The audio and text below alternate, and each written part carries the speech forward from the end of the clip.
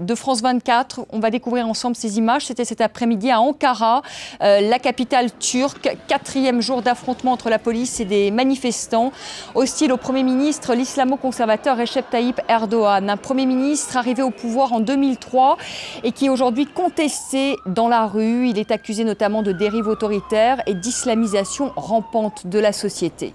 Alors allons-nous assister à une révolution en Turquie comparable à celle d'Égypte ou encore de Tunisie? Ces accusations contre Erdogan sont-elles justifiées?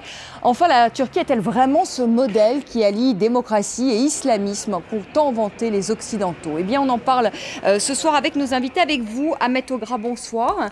Vous êtes président de l'Union des démocrates turcs européens, qui est une organisation qui fait la promotion notamment de l'entrée de la Turquie dans l'Union européenne. Avec nous sur ce plateau, Martine Gozlan, bonsoir, rédactrice en chef à Marianne et auteur, je vous montre cet ouvrage, de l'imposture turque, c'est aux éditions Grasset. Marc Semo, bonsoir Marc, bonsoir. Vous êtes rédacteur en chef au quotidien français Libération, au service Monde. Votre une de ce lundi, je la montre à nos téléspectateurs, Turquie, un air de printemps, et vous êtes par ailleurs l'auteur de La Révolution du Bosphore, et c'est aux éditions du Cygne. Ali Kassan-Sigil, bonsoir, politologue, bonsoir. Auteur de La Turquie, les idées reçues, c'est aux éditions Le Cavalier Bleu. On va tout de suite écouter, si vous le voulez bien, ces jeunes de la place Taksim. Dès que la moindre opposition se fait entendre, ils nous montrent du doigt. Celui-ci est un révolutionnaire, celui-là est un alcoolique, c'est un mouvement minoritaire. Ce n'est plus le cas, ce mouvement est énorme. Je suis en faveur de la révolution. Erdogan doit prendre conscience de notre pouvoir. Vive la révolution. Nous ne céderons pas ce pays à Erdogan. Sous prétexte d'avoir été élu avec 50% de voix, vous ne pouvez pas prétendre avoir le droit de couper les arbres pour y construire ce que vous voulez. Ce n'est pas ça la démocratie. Cela s'appelle un abus de pouvoir et la démocratie ne vient pas avec ces choses. Ce gouvernement nous a confisqué un tas de droits que nous souhaitons désormais regagner. Pour être franche, c'est un pays plus laïque et plus libre dans lequel nous souhaitons vivre.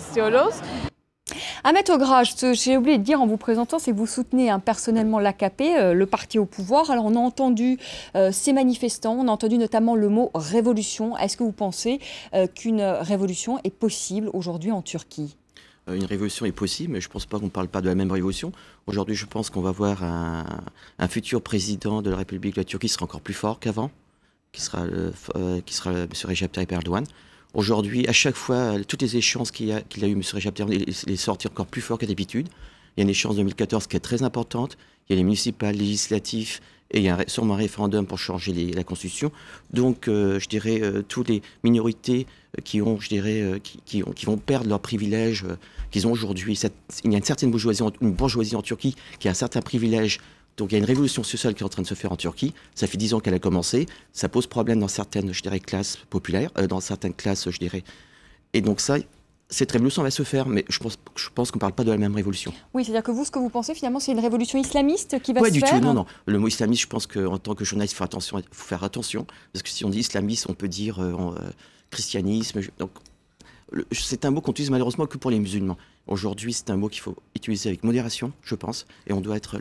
Mais ce que vous dites finalement, c'est que ceux qui sont aujourd'hui dans la rue, c'est une minorité, c'est de la bourgeoisie. On a un président d'un parti, on a un Premier ministre qui est de confession musulmane, qui est pratiquant, mais qui n'est pas islamiste.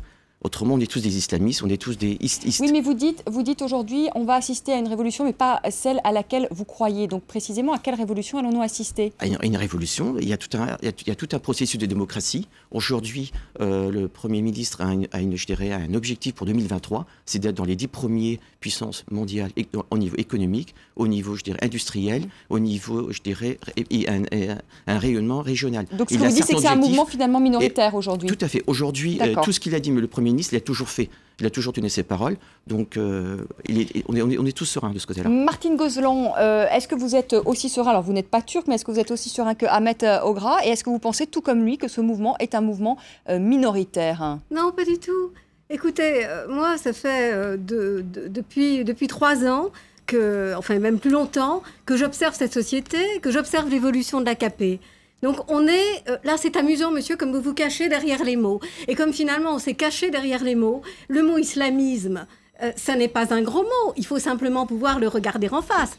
Or, aujourd'hui, M. Erdogan, qui est le Premier ministre islamiste élu démocratiquement de la Turquie, fait face à une révolte qui vient du plus profond de la population turque, et c'est fascinant parce que, comme on observe, que tout régime islamiste au pouvoir finit par sécréter ses anticorps dans la société. On a une révolte, bien évidemment, anti-islamiste.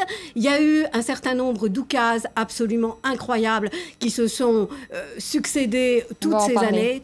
Voilà, mais vous dites que ça vient du plus profond de la population, oui, Martine. Mais c'est qui? Est-ce que c'est, comme vient de le dire Ahmet Ogra, finalement, c'est une certaine bourgeoisie, ce sont des jeunes, et finalement, est-ce que la Turquie profonde ne soutient pas, dans le fond, Recep Tayyip Erdogan? Alors, écoutez, on ne va pas non plus être d'une utopie délirante. Il y a deux Turquies.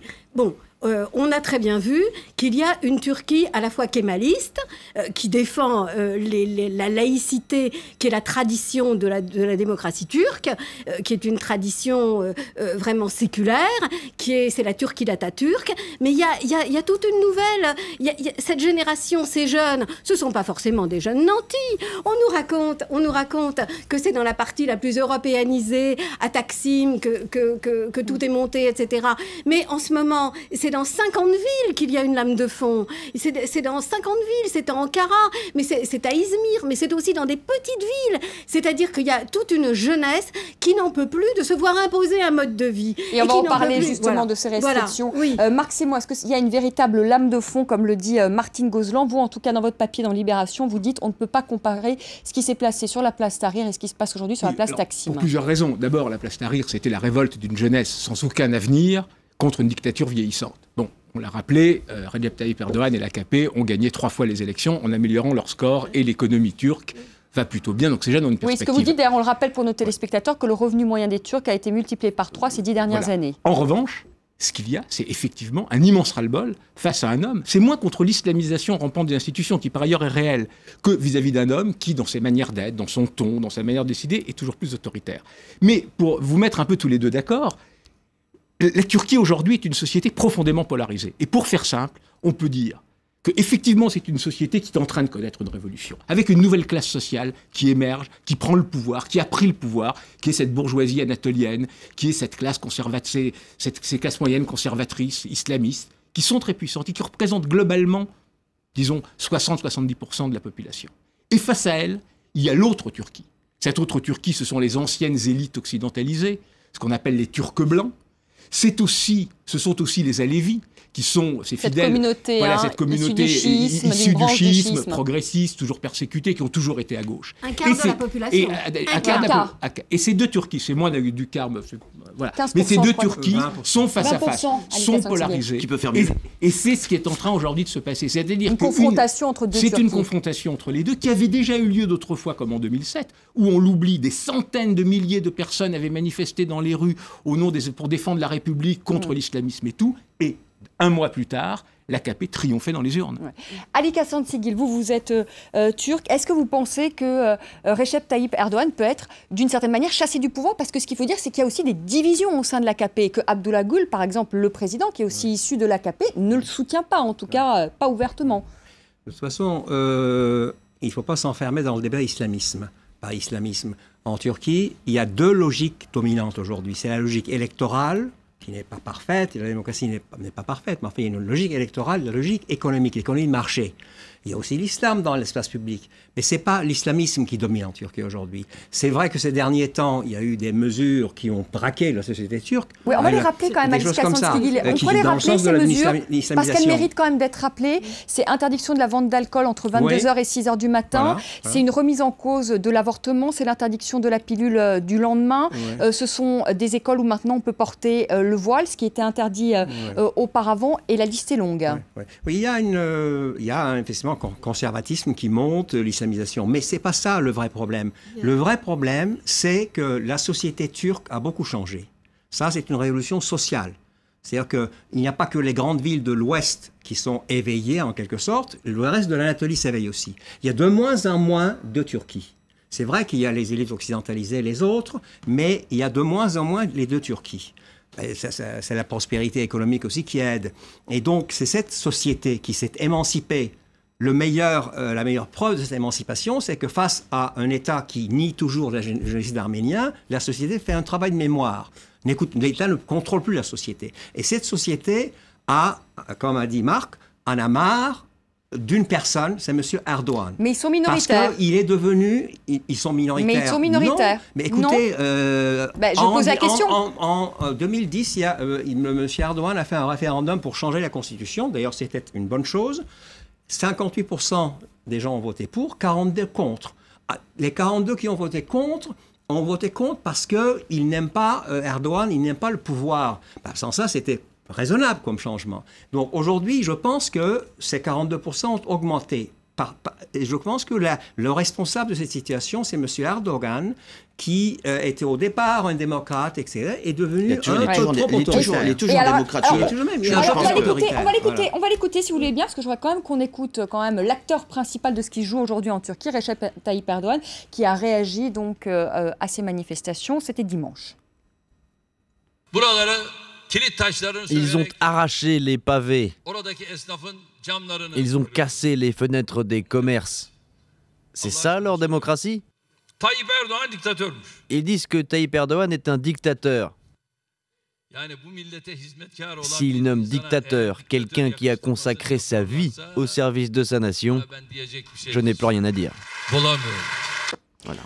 Maître Gras, je vous vois. J'ai plus rien à dire. Je pense que... Il a tout dit, c'est pas un homme autoritaire. Trouvez-moi aujourd'hui un Premier ministre qui a gagné 3 fois de suite. Trouvez-moi un Premier ministre pendant 10 ans qui n'arrête pas de voyager, qui n'arrête pas de faire la promotion à la Turquie, de la démocratie, de la région.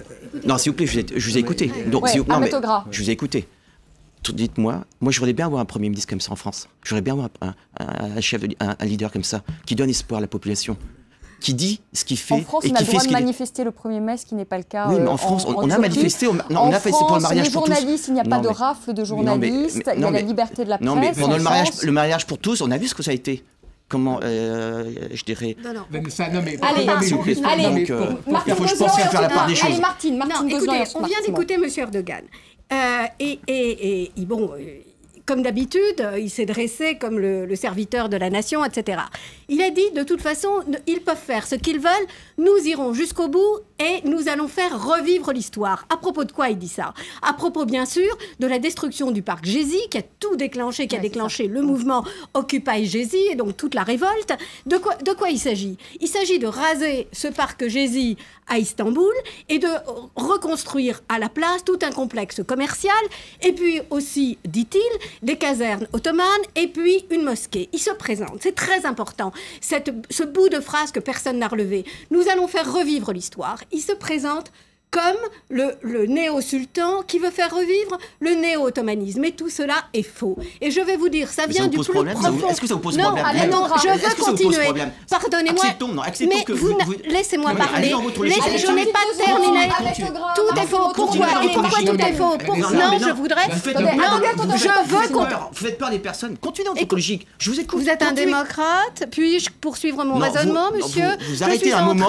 Dites-moi ce qui se passe. Dites-moi ce qui est de mal dans cette histoire. Excusez-moi, je voudrais poursuivre mon raisonnement. En une phrase, je voudrais poursuivre, monsieur, mon raisonnement. C'était très important. Pourquoi ce néo-ottomanisme, c'est faux? Pourquoi? Parce que monsieur Erdogan n'est pas un néo-ottoman. C'est un frère musulman façonné dans l'ombre du wahhabisme. C'est un frère musulman façonné dans l'indigence, dans une indigence qui n'est pas la culture turque. Arrêtons ces excès des deux côtés. Entre d'un côté, un maître Gras qui nous explique qu'Erdogan est un grand démocrate, ce qui est quand même exagéré, parce que cet homme, effectivement, a des postures. À raison, nombre d'intellectuels turcs parlent de poutinisation du système, et plus que contre l'AKP, c'est une révolte contre Erdogan, parce qu'au sein même de l'AKP, des gens comme le président turc, Abdullah Gül, disent « Attention, il faut pas réagir comme ça ». Mais le vrai problème est ailleurs. Si vous regardez la Turquie aujourd'hui, évidemment, la Turquie est plus démocratique aujourd'hui qu'il y a 15 ans. Mais moins qu'il y a 5 ans. Mais moins qu'il y a 5 ans. Pour plusieurs raisons. C'est-à-dire qu'effectivement, l'AKP a utilisé le bouclier de l'Europe pour mener un certain nombre de réformes qui lui ont permis de casser le vieil État kémaliste. Et des réformes énormes ont été faites. En revanche, depuis 5 ans, entre d'un côté une Europe qui ne joue pas le jeu, qui n'accepte pas la Turquie. On va en parler, qui a peut-être une responsabilité. Voilà, aussi qui a dans une ce qui se énorme passe responsabilité. Une Turquie qui est de plus en plus rayonnante dans son ancien espace impérial ottoman. Dans cette logique-là, ce pouvoir, qui est effectivement un pouvoir composé d'islamistes, de gens proches des frères musulmans, etc., ce pouvoir-là utilise l'espace politique qui lui est offert pour de nouveau aller dans une direction très conservatrice et donc en partie revenir sur nombre des choses qui avaient été conquises ces dernières années. On le voit sur la liberté de la presse, sur la question de l'alcool, qui petit à petit fait passer des choses, mais c'est des choses qui passent aussi sous la pression de la société, parce que la société turque elle-même est aussi une société très conservatrice. On va faire une pause. Martine, on ne peut plus s'embrasser en public. À Ankara, c'est ce qui, le 25 mai, a fait descendre 200 manifestants dans la rue à Ankara pour protester contre l'interpellation d'un jeune couple qui s'était tout simplement bécoté. Diffamation, dit Houmet Ogra. On va en parler dans la seconde partie. On va en parler dans la seconde partie de notre débat. Est-ce que la Turquie peut devenir une république islamiste? Eh bien, on posera la question à nos invités. Est-ce qu'on peut imaginer demain que la charia soit appliquée en Turquie? Je vois Marc Semo ne pas y croire 2 minutes. Je vous poserai Alika Santigil non plus. Mais avant cela, le rappel des titres. À tout de suite. Oui.